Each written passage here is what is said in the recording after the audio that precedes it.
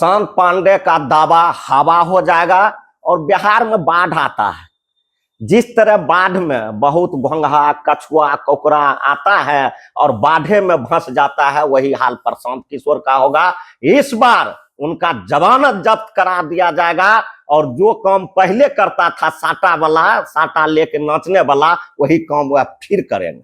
Panorama group, जो सोचता है वो करता है। आपके अपने सपनों का आशियाना। नमस्कार, आप देख रहे हैं सिटी पोस्ट और मैं हूं अभिषेक मिश्रा। बिहार में 4 सीटों पर विधानसभा के उपचुनाव हो रहे हैं। बेलागंज, इमामगंज, तरारी और रामगढ़। और इन 4 सीटों पर होने वाले उपचुनाव की वजह से बिहार का राजनीतिक पारा चढ़ा हुआ है। नए खिलाड़ी की एंट्री हुई है बिहार की राजनीति में। उस नए खिलाड़ी का नाम है प्रशांत किशोर, जिन्होंने अपनी पार्टी लॉन्च की है जन सुराज। और उनकी पार्टी पहली बार आधिकारिक तौर पर कोई चुनाव या उपचुनाव लड़ रही है बिहार में। तो बिहार में प्रशांत किशोर ने 4 सीटों पर उम्मीदवार उतारने का फैसला किया है। एक बड़ा झटका तरारी में उनको लगा। उम्मीदवार के नाम का ऐलान सबसे पहले किया, लेकिन बाद में पता चला कि वो उम्मीदवार चुनाव नहीं लड़ सकते, वो उसकी योग्यता नहीं रखते, उनका वोटर लिस्ट में नाम नहीं है। तो ये बड़ी मुसीबत प्रशांत किशोर के सामने आकर खड़ी हो गई। लेकिन उपचुनाव की वजह से बिहार की राजनीति की गर्माहट जिस तरह से बढ़ी हुई है, उस गर्माहट को प्रशांत किशोर ने और बढ़ा दिया है।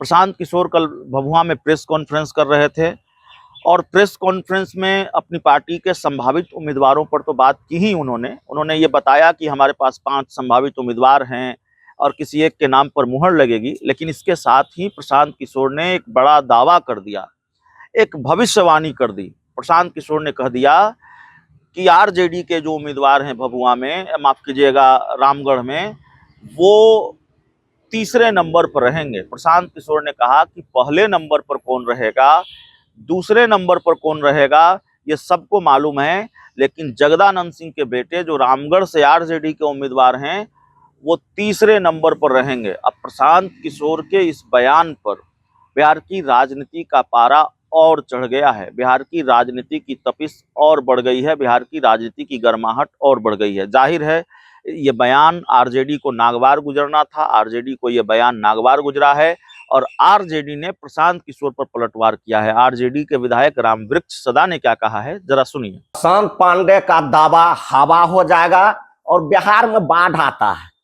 जिस तरह बाढ़ में बहुत घोंघा कछुआ कोकरा आता है और बाढ़े में फंस जाता है, वही हाल प्रशांत किशोर का होगा। इस बार उनका जमानत जब्त करा दिया जाएगा और जो काम पहले करता था साटा वाला, साटा लेके नाचने वाला, वही काम वह फिर करेंगे। बेलागंज में तो उम्मीदवार ही बदलना पड़ा प्रशांत किशोर को, तो वोटर ही नहीं थे। उनको उम्मीदवार मिलता है कहाँ? उम्मीदवार कहाँ मिलता है? बेलागंज में पतलून भी संभालना पड़ा, पहले पतलून संभालना पड़ा, तब उम्मीदवार बदलना पड़ा। इनको कहीं उम्मीदवार नहीं है, ये हवाई है, ये हवा में फैट चला रहे हैं, इनका फैट का कोई असर नहीं। कह रहे हैं कि सलट लेंगे, सबसे सलटा देंगे सबको। खुद सलट गए हैं, उसका क्या औकात है? वार्ड सदस्य प्रशांत किशोर मुखिया है क्या है? आज तक वार्ड सदस्य का एगो सर्टिफिकेट दिखाएगा कि सलट देगा मुख्यमंत्री जी तक? क्या औकात है? जो लोग जिंदगी में वार्ड सदस्य नहीं बना है, वह इतना बड़ा बड़ा दल को कहेगा सलट देंगे?